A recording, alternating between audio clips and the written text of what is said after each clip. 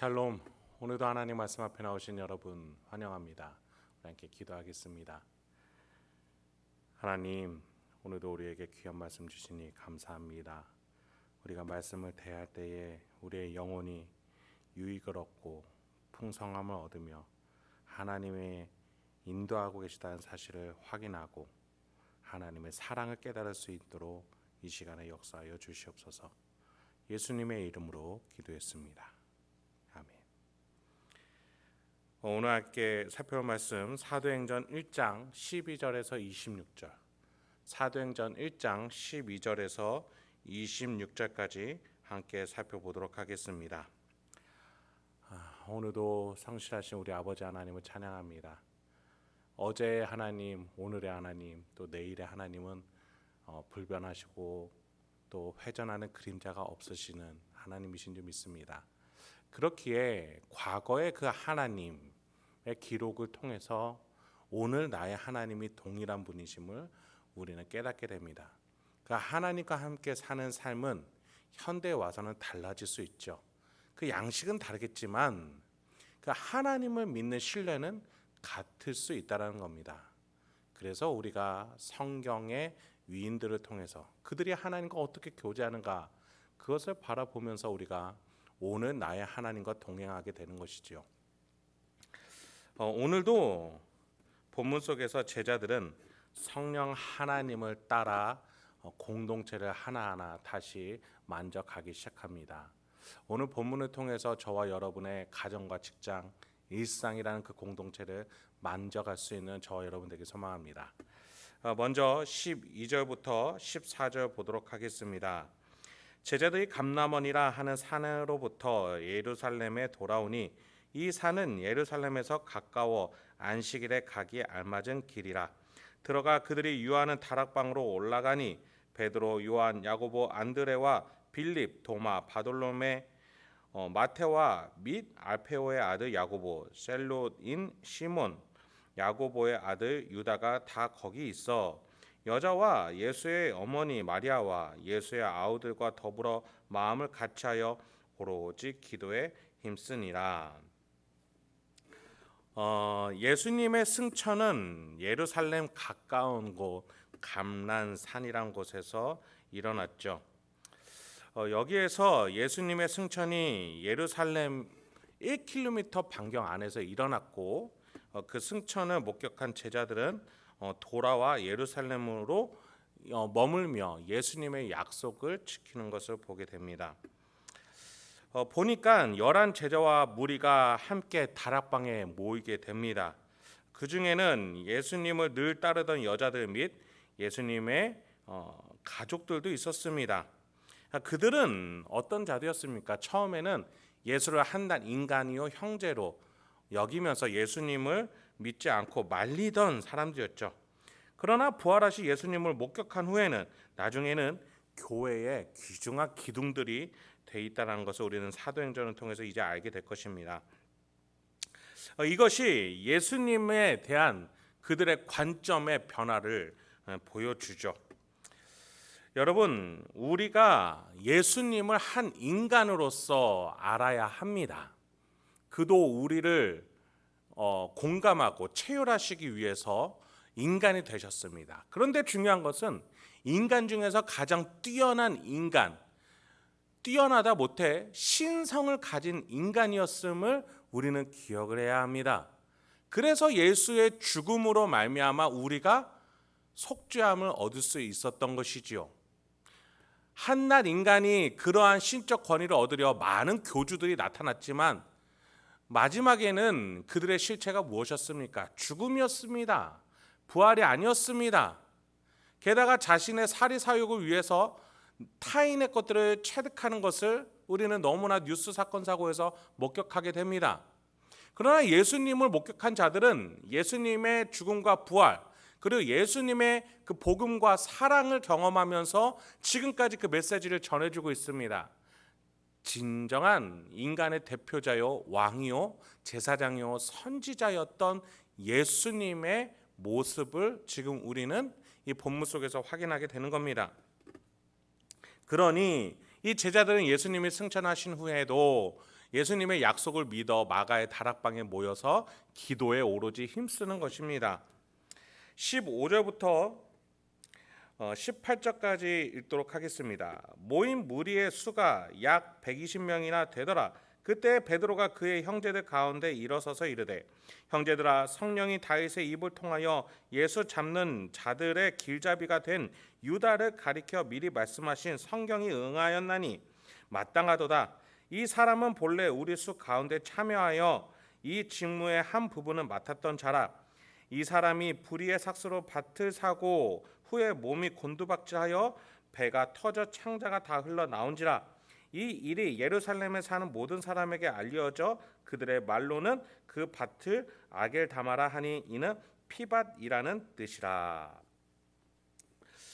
지금 베드로가 기도하면서 모인 공동체 안에서 공동체를 다잡는 한 가지 제언을 하게 됩니다.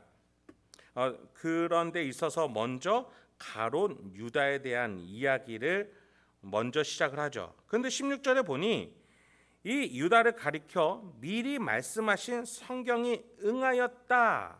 성경에서 예언된 것이 성취가 되었다라고 말해주고 있는 겁니다. 베드로는 자신이 대표자로서 예수님의 수제자로서 자신의 직관과 경험과 주장으로 공동체를 이끌어가는 것이 아니었습니다. 하나님의 약속, 예수님의 약속을 믿으며 예루살렘으로 돌아왔고 예수님이 약속하신 성령 하나님이 임재하실 때까지 그 공동체들을 모아 오로지 기도에 힘쓰게 했습니다. 그러다가 중간에 일어나 뭐라고 한 겁니까? 말씀하신 성경이 응하였다. 성경 속에서 하나님의 구속의 사역이 어떻게 이루어져 가고 있는지를 말해주고 그것으로 교회의 공동체의 중심을 잡아주고 있는 것이지요. 그렇습니다. 여러분, 우리가 특히 교회 공동체로 모인 우리는 다른 것이 아니라 또는 우리 눈에 보이기에 좋아 보이는 것이 아니라 이생과 안목의 자랑이 아니라 성경을 따라갈 수 있는 우리가 되어야겠습니다. 하나님의 약속을 따라갈 줄 아는 우리가 되어야겠습니다. 그런 점에 있어서 우리 신약 시대를 살아가는 우리 성도들은 신약에 담겨져 있는 예수님의 약속, 다시 오실 주님의 그 날을 향해서 나아갈 줄 아는 우리가 되어야겠습니다. 이 땅에 뿌리 박으며 살아가려고 하는 것이 아니라 예수님이 다시 오실 때까지 깨어서 성령 하나님과 교제하면서 살아가야 된다라는 그 성경 말씀이 응해지도록 우리 가운데 그 성령 하나님이 역사하시는 약속들이 응해지도록 우리는 그 성경을 따라갈 줄 알아야겠습니다. 20절부터 23절입니다. 시편에 기록되었으되 그의 거처를 황폐하게 하시며 거기 거하는 자가 없게 하소서 하였고 또 일렀으되 그의 직분을 타인이 취하게 하소서 하였도다. 이러함으로 요한의 세례로부터 우리 가운데서 올려져 가신 날까지 주 예수께서 우리 가운데 출입하실 때에 항상 우리와 함께 다니던 사람 중에 하나를 세워 우리와 더불어 예수께서 부활하심을 증언할 사람이 되게 하여야 하리라 하거늘. 베드로는 특히 시편에서 특히 시편 69편 25절을 들으면서 그 구약의 내용이 성취되었다라고 지금 알려주고 있습니다. 예수님이 이 땅에 계셨을 때 항상 함께 했던 사람들 중에 추천해서 한 사람을 뽑기 전에 그 인원을 왜 채워야 되는가? 우리 조직이 왜 이러한 모양이 되어야 되는가? 그의 주장에는 자신의 관점이 아니라 바로 하나님의 약속, 뜻이 있었던 겁니다. 그렇습니다. 여러분, 지금 베드로는 그의 직분을 타인이 취하게 하소서라는 그 시편의 예언을 통해서 약속을 통해서 교회의 모습을 하나하나 만져가고 있습니다. 더 나아가 21절부터 22절에서는 베드로는 그 기준들을 예수님과 함께 다니며 예수님의 증인으로서 예수님이 약속하신 그 유언 중에 가장 중요한 것이 바로 증인이 되는 것 아니었습니까? 예수님을 말하고 전하고 경험을 나눌 수 있는 증인을 뽑기 위해서라는 또 그 다음 대안까지 제시하는 모습을 베드로는 보여주고 있습니다. 지금 여기에 베드로의 관점은 없었습니다. 베드로의 해석은 없었습니다. 오로지 하나님의 약속, 예수님의 약속, 그렇게 해서 예수님의 마지막으로 남기신 유언의 그 방향으로 베드로는 현실에서 적용하면서 살아가게끔 재해석을 할 뿐이었습니다. 여러분, 우리는 삶의 주체자가 되려고 하는 교만과 욕심에서 빠져나와야 하겠습니다. 그 주체자가 되어야 된다라는 말 속에는 내가 나의 인생을 쥐고 주인으로서 내가 나의 욕망을 성취하겠다는 것이 담겨져 있기 때문입니다. 여러분, 우리의 인생은 이 땅에서 하나님이 훈련하러 보내주신 것입니다. 저 천국에서 왕노릇하기 위해서 이 땅에서 하나님의 약속, 뜻을 우리는 순종할 수 있는가, 그것을 기억하면서 살아낼 수 있는가에 대해서 하나님은 우리에게 이 인생을 주신 것이지요. 그런 점에서 우리는 오늘 나에게 하나님이 어떠한 말씀과 순종할 거리를 주시는지 깨어 있을 수 있어야 하겠습니다. 마지막으로 23절부터 26절을 보도록 하겠습니다. 그들이 두 사람을 내세우니 하나는 바사바라고도 하고 별명은 유스도라고 하는 요셉이요 하나는 마띠아라. 그들이 기도하여 이르되 뭇 사람의 마음을 아시는 주여, 이 두 사람 중에 누가 주님께 택하신 바 되어 봉사와 및 사도의 직무를 대신할 자인지를 보이시옵소서. 유다는 이 직무를 버리고 제 곳으로 갔나이다 하고 제비 뽑아 마띠아를 얻으니 그가 11 사도의 수에 들어가니라. 여러분, 가룟 유다를 대신할 사도를 선출하는 데 있어서 사도가 될 수 있는 자격으로서 예수님의 증인이 필요했죠. 그랬더니 두 사람이 추천이 되었습니다. 그런데 이 두 사람에 대해서, 이 자격 조건이 맞는 이 사람에 대해서 베드로가 또 다시 한번 자신의 주관이 아니라 하나님의 주권에 맡기는 모습을 보이게 됩니다. 바로 제비뽑기입니다. 여러분, 우리가 이 제비뽑기를 따라한다는 것이 중요한 것이 아닙니다.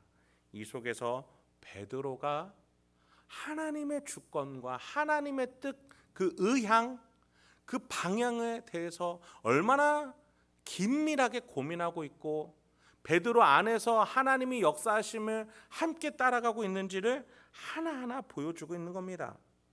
여러분, 지금 아직은 성령이 영원히 임재하실 그 날이 되지는 않았습니다만, 그럼에도 불구하고 베드로가 하나님의 영에 긴밀하게 소통되어서 하나하나 공동체를 이끌어가는 것을 보게 됩니다. 저 또한 목사로서, 그리고 예배를 드리고 계시는 여러분 또한 직분자요 신도로서 하나님이 우리에게 빛의 통로요 은혜의 통로로 우리를 보내주신 줄 믿습니다. 우리의 가정과 직장, 일상, 교회에서 우리는 하나님과 주도 면밀하게 긴밀하게 연결되어서 우리가 하나하나 말하고 행동하고 결정하고 판단하며 나아가야 되겠습니다. 그러할 때에 나의 인생을 내가 주도해 가기보다 하나님의 손을 붙잡으며 하나님을 따라갈 줄 아는 그 인생, 놀랍고 풍성하며 선한 길로 인도하여 나가 주실 줄 믿습니다.